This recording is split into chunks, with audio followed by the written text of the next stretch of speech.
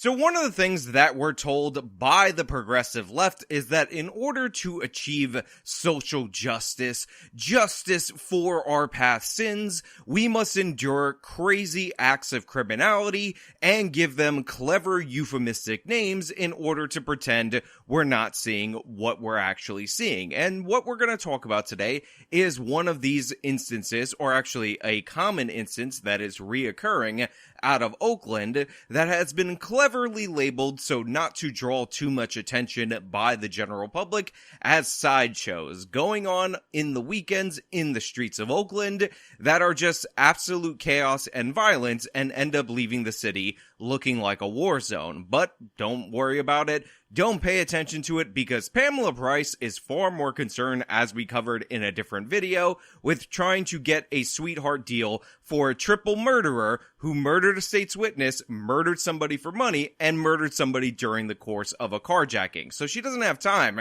to prosecute the absolute chaos and anything related to her city turning into a war zone. Now, we're going to get into this. We're going to talk about it. But before we talk about it, we have a sponsor, so let me toss it to the sponsor, then we'll bring it back over here. We'll talk about it on the other side. You'll have a good time. Trust me. Collagen has been referred to as the modern-day fountain of youth, and it's easy to understand why. Supplementing with this powerful nutrient can help restore the glow in your skin, thicken up your hair, and deal with issues in your nails. And the collagen powder that I trust, that I recommend to you, is over at healthwithjustice.com. It's got 5 different types of this key nutrient to help you restore that youthful glow, fix your brittle nails, and your thinning hair. And for members of my audience, guess what? 51% off if you go to healthwithjustice.com. That's 51% off. Get this deal before it's gone. Where police have brought in extra officers to deal with the illegal sideshows. But no matter how much they say they're cracking down, we still see scenes like this one. Fireworks going off and cars lit on fire.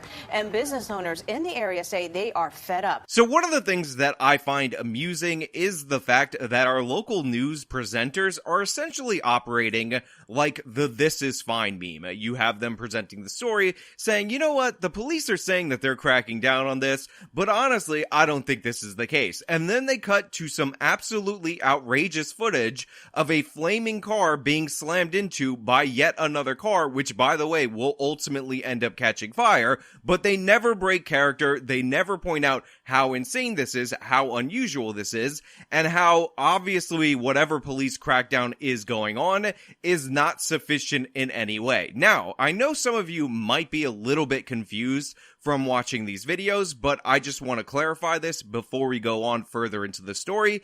Even though this burning car, burned out street looks very distinctly similar to the greatest civil rights protests, the most peaceful protests in 2020, I assure you, I have dug deep and not found an instance that they're protesting for their civil rights over in this way. So it may be a thing where they're like doing a Civil War reenactment, but of the George Floyd mostly peaceful, greatest, most peaceful protests in the history of America, but I have not found confirmation of that, so it appears to me like this is just regular criminality, if you can believe it. Jose Martinez reports.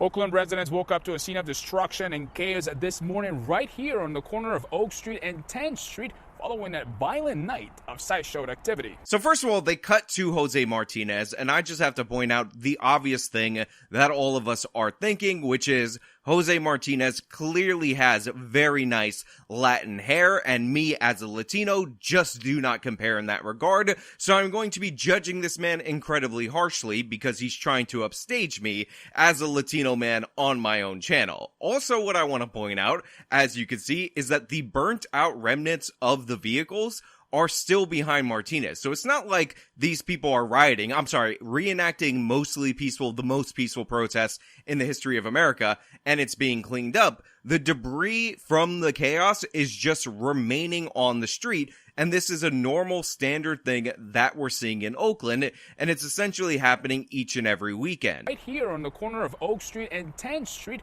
following a violent night of sideshow activity.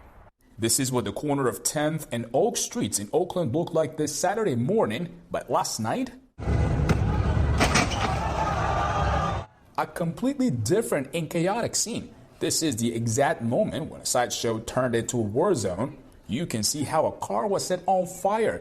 It all happened around 1 a.m. right across the street from the Oakland Museum of California. Now, I'm a little bit amused by the fact that Jose is saying that this is the precise exact moment when this sideshow, again using the euphemism, turned into a war zone, when the car is clearly well on its way to being on fire. You can see in the background that they're blocking off the streets, which, by the way, is one of the things that they do. You might have seen videos of people doing donuts, attacking regular people who don't want to get their cars hit by the people doing donuts. There was a vicious beating of a person in Oakland that I can't show you due to YouTube's terms of service by the mob when confronted on their violent rioting that's going on just every weekend for no real reason. So yeah, I'm gonna contest the fact that it just started when this guy ended up slamming another car, possibly stolen, let's be honest, likely stolen, into the already burning car to set multiple cars on fire.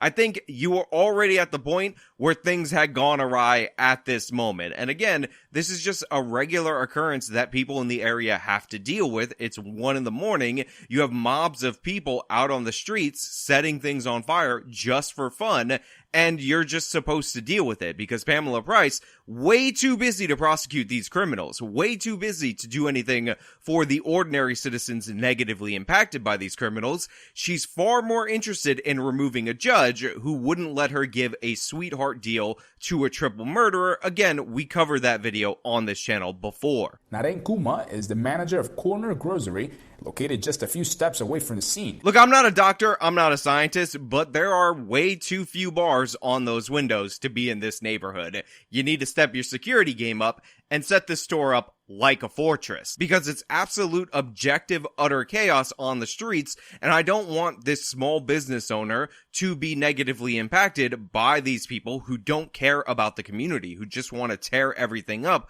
watch the world burn just for their amusement, and then cry and play victim when all of the businesses around their area suddenly close for completely unrelated reasons. It's not like there's somebody on this channel named Sean who has been telling you that crime drives poverty, not the other way around, and it actually negatively impacts people who are trying to do good. No. It's all about the fact that they were protesting for civil rights, and they were definitely Aladdins. And honestly, if you guys can spot in the video of the car being on fire and the guy crashing the other car into the car that's on fire, poverty, tell me what poverty is wearing. Maybe I can call the Oakland police and they can actually make an arrest of poverty, because we all know the root cause, the underlying cause of this, the reason why they're blocking off all the streets and setting stuff on fire is because they're just poor, suffering people trying to get bread for their family. Oh my God. Well, when are we ever going to arrest poverty? When will poverty ever answer for all its crimes? When I came in the early morning, then I'm in the store, then someone told me that what happened there in the outside. Naren told me that he saw a lot of police activity and the burned car was there. He says incidents like these are not new, but he's glad he closed the store before midnight last night. Yeah, it's scared now. It's scared. This poor man, he's like, yeah, this isn't new. This is normal. This is happening over and over again, time and time again. And honestly, I'm just glad that I knew, I detected it, and I closed my store and got the hell out of Dodge before everything went down. I mean, possibly it was going to lead to the burning of my small business, but you know what? It's better to have a burned small business. These are the compromises that these entrepreneurial people have to end up making in order to serve the people in this community, by the way. Better to have a small business burned than to be killed needlessly by the mob of people who are just, Aladdin. They're just trying to do good for their family. Oakland police responded to the sideshow activity and set up a perimeter of several blocks around the place. As crowds watched the vehicle burn, a masked individual was seen getting into a Subaru, which he then used to ram the burning vehicle.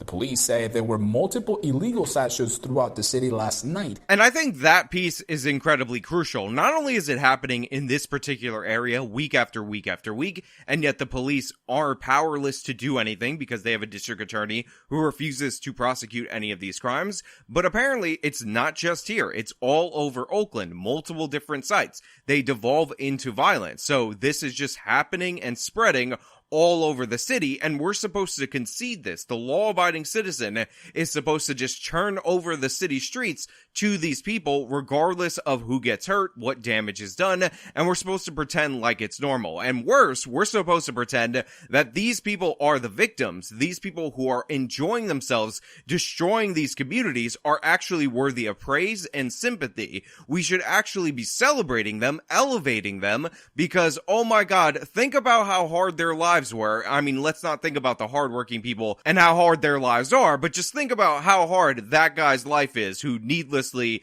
got into a Subaru, possibly stolen, and drove it in and rammed a burning vehicle, and then proceeded to abandon the Subaru, let it catch on fire. I mean, isn't that guy's life so sad? Shouldn't we be empathetic? Isn't he entitled to some kind of reparations? I mean, the state of California's reparations committee, it's no San Francisco $5 million per person, proposed $1.2 million. I mean, isn't that like the bare minimum that we should do for somebody like this? Isn't he proving that it's just so much injustice all the way around? We contacted them for an interview, but they provided a statement saying that it's all part of an investigation after receiving multiple calls reporting the chaos, and they are working to identify those responsible for the violence and property damage. I genuinely feel bad for these police departments because if you don't know, a lot of them are experiencing dramatic shortages in new recruits, at the same time where people are leaving the force in record numbers, retiring early. So what's ending up happening is you're getting fewer and fewer new candidates for these departments. They're being disempowered by the district attorney because you have a smaller pool to choose from. They're lower quality candidates, and a lot of experienced detectives and people who actually work and make cities function by getting the crime rates down, they left the force. So when stuff like this happens and there's not enough officers to actually crack down on it, to deter it from happening, and when you make arrests, the district attorney is far more interested in cutting sweetheart deals for triple murderers than actually prosecuting criminals, there's really nothing you could do except for release statements like this that say that you're investigating to see if some criminality occurred. I mean, these people are completely blocking off the streets and taking over and committing acts of violence and setting stuff on fire, but we'll wait on that pending investigation. We'll wait on the discovery process, the forensics guys, for them to come out and determine whether or not a crime may or may not be committed in this area. That's like the only thing that these people can do is release a statement, possibly, give some tips on the side to the local media to hopefully generate enough outrage for change. But honestly, a city like Oakland seems like it's too far gone. I know Chesa Boudin was ousted in San Francisco right next door, so it is possible to get rid of Pamela Price, but it's going to be a long process, and these district attorneys are cropping up everywhere, and it's not like in Oakland the next person in line isn't going to be really bad. They might not be as bad as Pamela Price. She's absolutely horrible, horrific for the citizens of Oakland. Again, she was trying to negotiate a sweetheart deal for a triple murderer. One of those was murder for hire, one of those was murder of a state witness, and another one was a murder over a car. So this guy is the guy that she wanted to advocate for, so obviously she needs to be ousted based on that, but you're not going to get that much more improvement out of the district attorney's office based on who they're voting in. And worst case scenario, you get a Brandon Johnson situation in Chicago. Lori Lightfoot, one of the worst mayors in the country, mayor of the city of Chicago, complete disaster, soft on crime, gets ousted because she's soft on crime, and then they somehow end up with a more progressive candidate, a softer on crime candidate, somebody who's for defunding and abolishing the police, because he ran a racially targeted campaign. This is perfectly applicable to this Oakland situation, so honestly, while it is moral and just, no matter what, to get rid of Pamela Price, I wouldn't hold my hopes open for that to happen, and then even if it does, for it to result in any kind of substantial change. This is madness. All of these videos are insane. You can find them on social media. They're not just happening in Oakland, and it is horrific that we are seeing day after day, weekend after weekend, our country being turned over, our major metropolitan areas being turned over to violent criminals who don't care about anybody else, while at the same time they're being praised and bowed down to as the greatest victims of our society. Meanwhile, Madden tells me now they would have to deal with all of this mess on the streets, hoping it would happen again. And Narek tells me that the situation here in this part of Oakland is getting complicated. He is expecting more police officers patrolling this area, especially at night. Like part of that reparations package that I referenced earlier, that proposal out of California, is to address mass incarceration, which, by the way, in case you wondered about my position on mass incarceration, it 100% worked.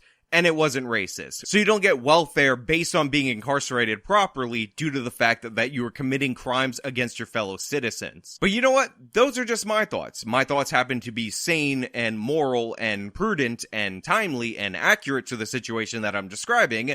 But you should let me know your thoughts down in the comments below. If you like this video, show me by leaving a like, subscribe for more content, follow me on my social media, support me via the support links in the description of this video. This has been me talking about the absolute insanity that is Oakland every single weekend.